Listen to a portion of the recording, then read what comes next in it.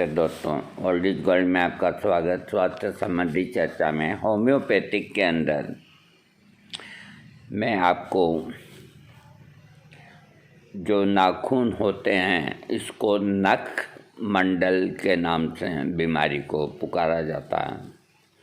ये एक तरह से चर्म रोगों में ही आता है। इससे 3 रूपों में ये होता है। नाखून खुरदरे, मोटे, पीत वर्ण और भंगुर होते हैं। नाखून अपने सिरों पर नख भूमि से पृथक होकर ऊंचे हो जाते हैं। देखने से नख और नख भूमि के बीच में सफ़ेद परत की तरह दिखती है, जिससे नख ऊपर को उठा सकते हैं। उनमें छोटे छोटे पिन के सिरे जितने अनेक समान आकार में गड़े पड़े रहते हैं, जो पहले नख मूल से पड़ने वाले होते हैं। ये रोग एक या सभी नखों में हो सकता है। नाखून का दांत 1-2 नखों में होता है। इसके कारण कुछ श्याम वर्ण, खुरदरा, धुंधला और भंगुर सा हो जाता है। ये दोनों हाथों के नाखूनों में आमने सामने एक सा होता है। नख का दांत ऐसा नहीं होता। ये मंडल रोग कुछ एक में एक बार अच्छा हो जाने पर दोबारा नहीं होता, पर बहुत सौ में से ठीक होकर कुछ काल बाद दोबारा भी हो जाता है। बहुत कम चिकनाई वाले त्वचा, कम प्रोटीन और खांड से रहित सादे भोजन करने वाले इससे लाभ प्रतीत होता है। साथ ही तुंडी का शोथ और कोई मानसिक आघात प्रतीत हो तो उसका प्रत्युपाय करना चाहिए। होम्योपैथिक औषधि सोच समझकर प्रयोग करने से इसमें आशातीत सफलता मिलती है। इसकी चिकित्सा शुरू करने से पहले सल्फर देना चाहिए। सल्फर 200 देकर के फिर चिकित्सा करनी चाहिए। उसके बाद जो औषधियाँ लक्षणों अनुसार आती है उनका प्रयोग मैं आपको बताता हूँ। जो दवा आ रही है एक्स-रे 12 पोटेंसी और उच्चतर शक्ति, या तो 12 पोटेंसी या 1000 या 10,000 पोटेंसी एक्स-रे। इसकी क्रिया से साइकोटिक मिश्र दोष शरीर में गुप्त रूप से रहने पर उभर आते हैं। अगर शरीर के अंदर दबा हुआ साइकोसिस दोष है तो वो वापस निकल के आ जाता है। त्वचा सूखी, सिकुड़ी, नाखून मोटे, विचर्चिका, चर्म पर लाल और ऐसे सख्त घेरे मानो रगड़ दी गई हो, खरोंच दी गई हो, लंबाई और खुरदरापन फैला हुआ। इसमें दर्द नहीं होता है। एक्स-रे देने से कठिन चर्म रोग सोराइसिस ठीक हो जाती है। यदि पूर्णतया सोराइसिस ठीक नहीं होती है तो इसकी अनुपूरक औषधि जो ठीक कर सकती है उसके लक्षण स्पष्ट कर देती है। यानी कि एक्स-रे सोराइसिस को ठीक कर देता है और किसी वजह से पूर्णतया अगर ठीक नहीं होता है तो सोराइसिस की अनुपूरक जो औषधि है वो देने से लक्षण और क्लियर हो जाते हैं। फिर उन लक्षणों पे दवाई देने से सोराइसिस ठीक हो जाता है। दूसरी दवा आ रही है क्राइसोफेनिक एसिड। ये थरीएक्स के अंदर यदि नाखून में सोराइसिस हो नाखून में तो अन्य कोई लक्षण न हो तो दिन में 3 बार 15 दिन क्राइसोफेनिक एसिड थरीएक्स देने से ये काम ठीक हो जाता है। ये लिखा है डॉक्टर एल्वा बेंजामिन का अनुभव है। अगली दवा बोरेक्स। डॉक्टर गोवर्स ने 3 व्यक्तियों पर प्रयोग करके देखा है कि इससे सोराइसिस ठीक हो जाती है। यदि रोग नया हो तो इससे लाभ हो जाता है। ये डॉक्टर एम.सी.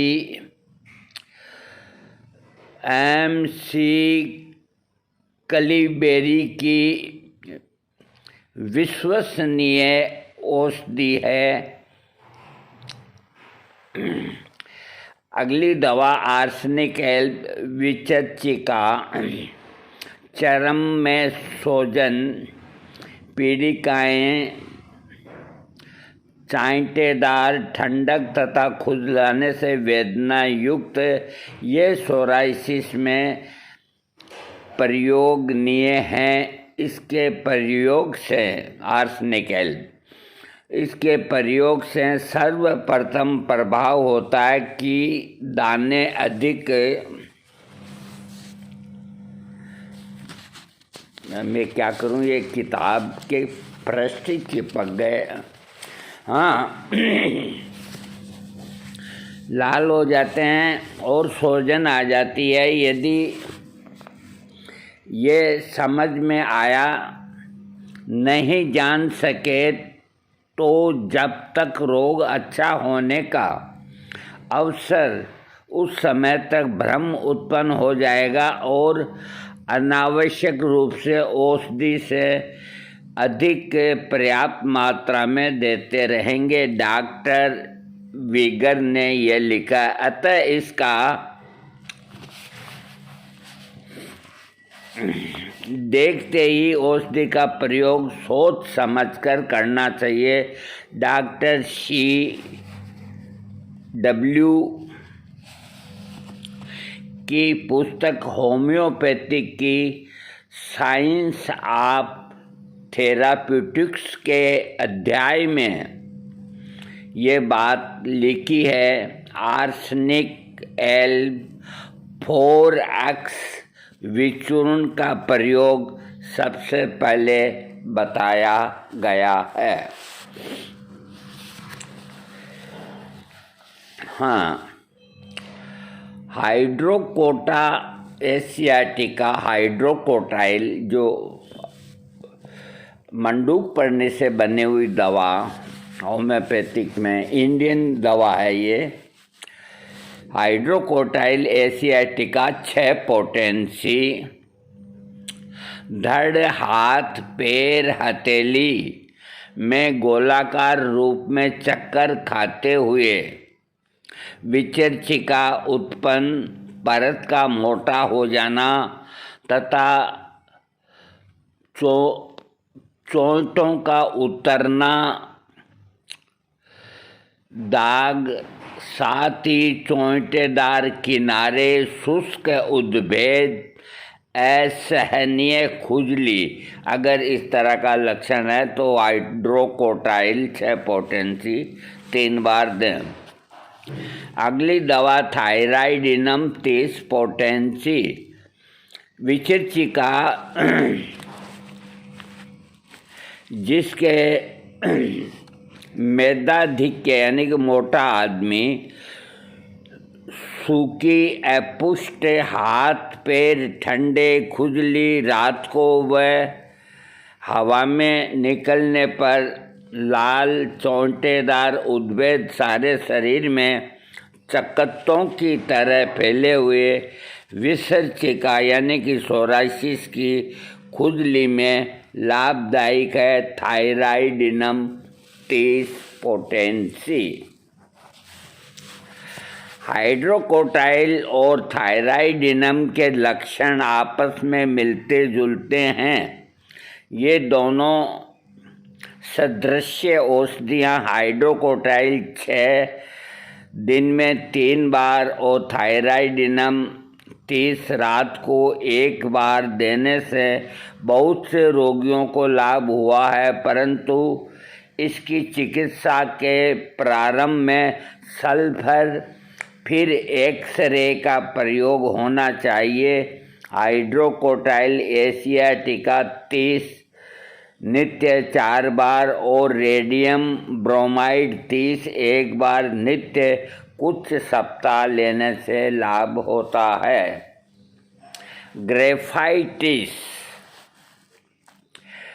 इसके प्रमुख लक्षण हैं मोटा होने की प्रवृत्ति और कम देर से मासिक स्राव, हाथों पैरों में गट्टे और कठोरपन और नाखून कठोर। अगर इस तरह के लक्षण हैं, कठोर और हार्ड होते हैं नाखून, तो ग्रेफाइटिस 30 का प्रयोग करना चाहिए।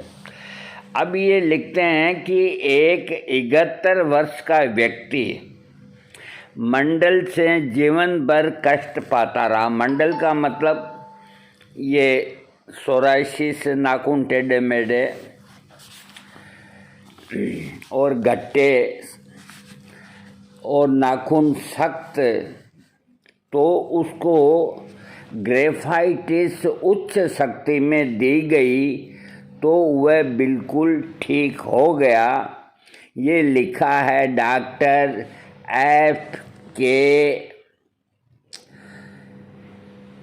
बेलोक्सी MD USA, होम्योपैथिक संदेश अक्टूबर 1973 के अंदर।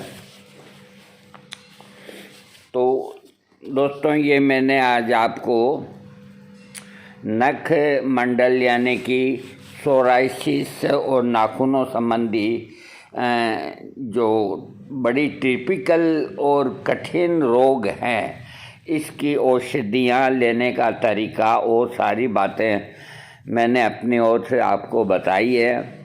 और मैं आपसे गुजारिश करता हूँ हाथ जोड़ के कि आप मुझसे सोराइसिस या नाखून टेढ़े मेढ़े इसके बारे में कोई दवाई नहीं पूछें, क्योंकि मेरे को इतना वक्त नहीं।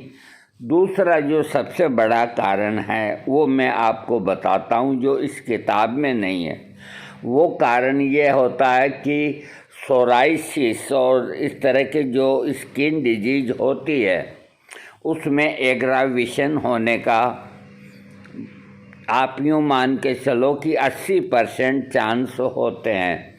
अब मान लीजिए कोई रोगी कानपुर के अंदर है और मैंने अगर उसको सोराइसिस की दवाई दे दी और उसको एग्रावेशन हो गया, तो वो 2-4 लट्ठेतों को लेकर के यहाँ आ जाएगा मेरे को मारने के लिए कि हमने दवा ठीक होने के लिए दी और ये हमारा रोग है जो 5 गुना ज़्यादा हो गया।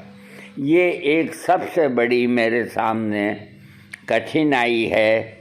अगर कोई स्टाम्प पे ये लिख के दे दे कि मैं मरूंगा तो ठीक, मैं जीऊँगा तो ठीक, मेरा कुछ भी हो जाए, मैं आपके ऊपर कोई दोषारोपण नहीं करूँगा, तो मैं उसको होम्योपैथिक दवा लिख करके दे सकता हूँ।